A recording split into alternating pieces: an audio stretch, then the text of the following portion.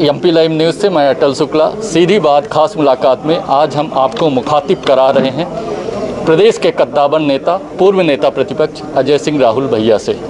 अजय सिंह राहुल भैया प्रदेश राजनीति में हमेशा स्तंभ की भूमिका में रहे हैं और कांग्रेस के राजनीतिक स्तंभ रहे हैं प्रदेश राजनीति के। लगातार 15 वर्षों से जब कांग्रेस विपक्ष में थी तो विपक्ष की भूमिका उन्होंने बखूबी निभाया और लगातार प्रदेश की राजनीति में सक्रिय रहे। चुरहट उनकी परंपरागत सीट रही। चुरहट से 6 बार लगातार विधायक निर्वाचित हुए, कैबिनेट मंत्री रहे कांग्रेस के शासनकाल में और लगातार आज भी वो सक्रिय हैं राजनीति में। तो सबसे पहले एमपी लाइव न्यूज़ में आपका स्वागत है। बहुत बहुत धन्यवाद अटल जी। मेरा सौभाग्य है कि एमपी लाइव न्यूज़ में आज मौका मिला है।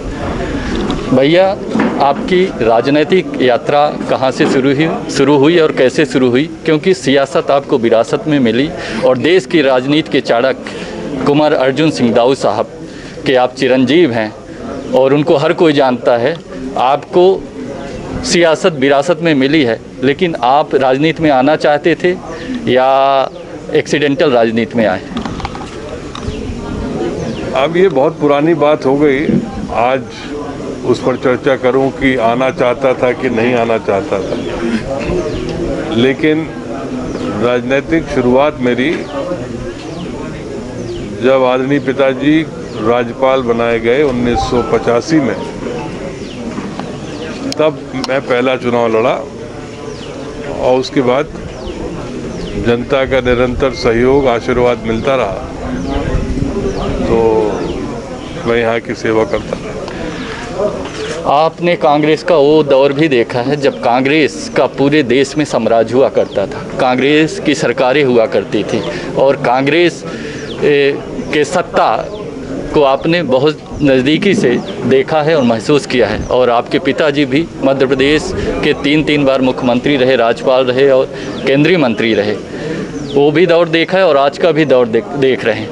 हाँ, राजनीति में अनसर्टेनिटी है, निश्चितता नहीं है, उतार चढ़ाव है, लेकिन उस दौर और इस दौर में क्या अंतर आपने महसूस किया?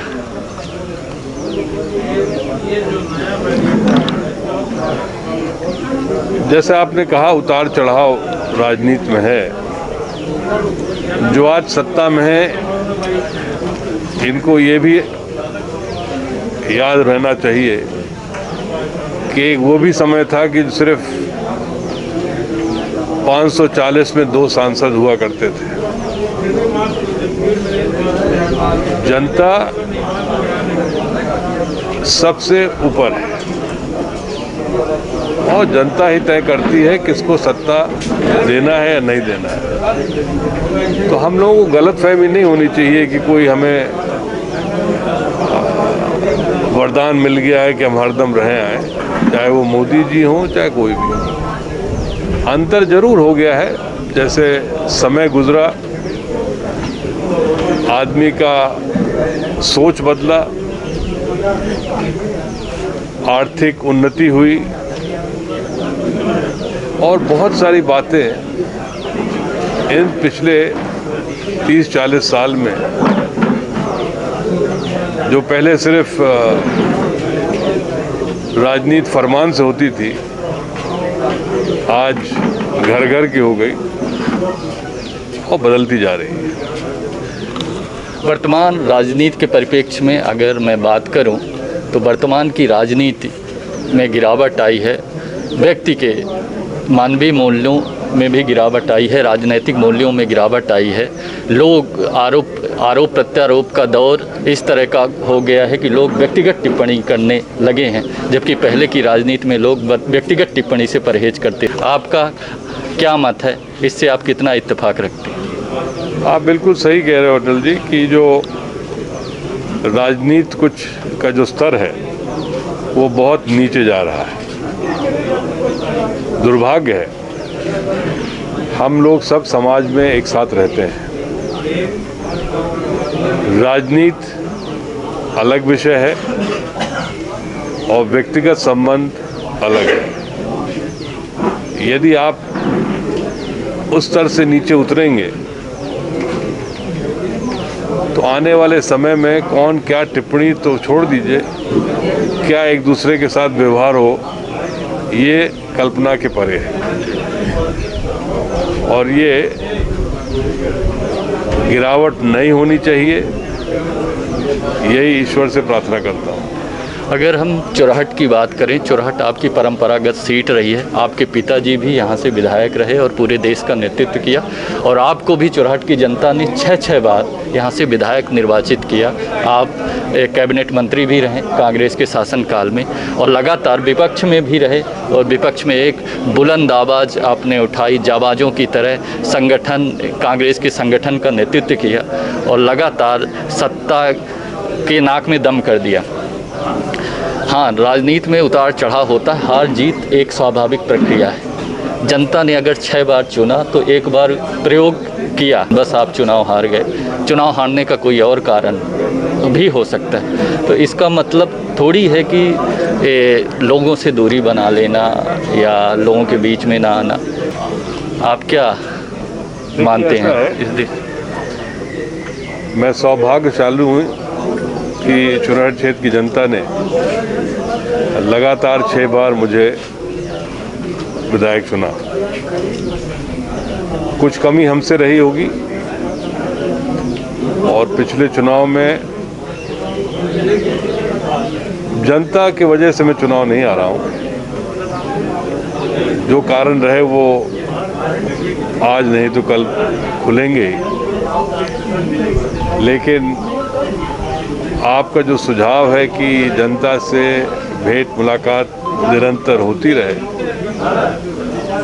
पिछले 1.5-2 साल से ये जो कोरोना काल आया है, इसमें सभी चीज़ अस्त व्यस्त हो गई है। मैं जनता से कतई दूर नहीं हूँ, और जनता के बीच में जैसे थोड़ा समय बेहतर होगा तो अपनी सक्रियता बनाऊँगा। अगर मैं प्रदेश कांग्रेस संगठन की बात करूं या प्रदेश नेतृत्व की बात करूं, तो प्रदेश नेतृत्व में पूरी तरह से डिक्टेटरशिप दिखती है। जो फ्रंट लाइन लीडर हुआ करते थे, जिन्होंने विपक्ष में अपनी महती भूमिका अदा जिन्होंने किया था, चाहे अरुण यादव हो, चाहे कांतिलाल भूरिया हो, चाहे आप हो, ऐसे लीडरों को उपेक्षित किया जा रहा है, एकदम तानाशाही, जिसके कारण कांग्रेस कहीं ना कहीं, कांग्रेस का जो स्ट्रक्चर है वो पूरी तरह से बिगड़ गया है। कांग्रेस अपने संक्रमण काल से गुजर रहा है। अगर ऐसी स्थिति बनी रही तो कांग्रेस का भविष्य पूरी तरह से भयावह दिखता है, अंधकारमय दिखता है। आपका क्या मत है? जो आपका शब्दावली थी कि तानाशाह है मामला आज का, उसमें मैं थोड़ा संशोधन करना चाहता हूँ। एक व्यक्ति एक पद की बात अलग है। आजकल मध्य प्रदेश में दोनों पद एक व्यक्ति के पास हैं। उनका स्वास्थ्य भी अभी हाल में ठीक नहीं रहा, थोड़ी सक्रियता भी कमजोर हुई, लेकिन कांग्रेस का संक्रमण काल नहीं है। जैसे ग्रह एक घर से दूसरे घर जाते हैं, उसी तरह कुछ समय के लिए हम लोगों का समय शनि के महादशा में गुजर रहा है। लेकिन उम्मीद है कि कांग्रेस में बहुत वरिष्ठ नेतागण हैं, और सामूहिक रूप से हम लोग प्रयास करके इस पार्टी को फिर से मध्य प्रदेश में सत्ता तक पहुंचाएंगे। प्रदेश के एक जाबाज लीडर की तरह, कांग्रेस के एक जाबाज सिपाही की तरह आप लगातार संघर्ष करते रहे। एक बार फिर कांग्रेस संगठन पूरी तरह से प्रदेश में मजबूत हो, उसके लिए आगामी क्या कार्य योजना है? अगर हम बात करें आपके विपक्ष पार्टी भाजपा की, तो भाजपा ने जिस तरह से संगठन में संशोधन किया है, युवाओं को मौका दिया है, अभी कांग्रेस वही पुरानी परंपरा को लेके चल रही है, पुराने लोगों को ढो रही है। तो आपका क्या सुझाव है? आप बिल्कुल सही संकेत दे रहे हैं। समय आ गया है कि युवाओं को कांग्रेस पार्टी में बड़े जिम्मेदारी के साथ आगे बढ़ाना चाहिए। मेरा पक्ष ये पहले से रहा है और समय समय पर जिस स्तर पर बात करनी चाहिए उसमें किया। मुझे पूरा भरोसा है कि आने वाले समय में हम लोगों के यहाँ का भी ढांचा में परिवर्तन होकर और युवा लोगों को और सक्रिय और पद के साथ सुशोभित किया जाएगा, ये उम्मीद है। अभी हमारी बात पूर्व नेता प्रतिपक्ष अजय सिंह राहुल भैया जी से हुई, कई विषयों पर बात हुई और उन्होंने बखूबी उन प्रश्नों का जवाब भी दिया और ये इंश्योर किया है कि आगे कांग्रेस का जो ढांचा है उसमें बदलाव होगा, नए लोगों को मौका मिलेगा और संगठन को सशक्त बनाने के लिए जिस स्तर का प्रयास होगा हम वो प्रयास करेंगे, उसमें कोई कोर कसर नहीं छोड़ेंगे और आने वाले समय में आप कांग्रेस को नए रूप में देख सकते हैं। आगे भी भैया की अपडेट्स आप तक लाते रहेंगे, तब तक के लिए धन्यवाद। जय हिंद।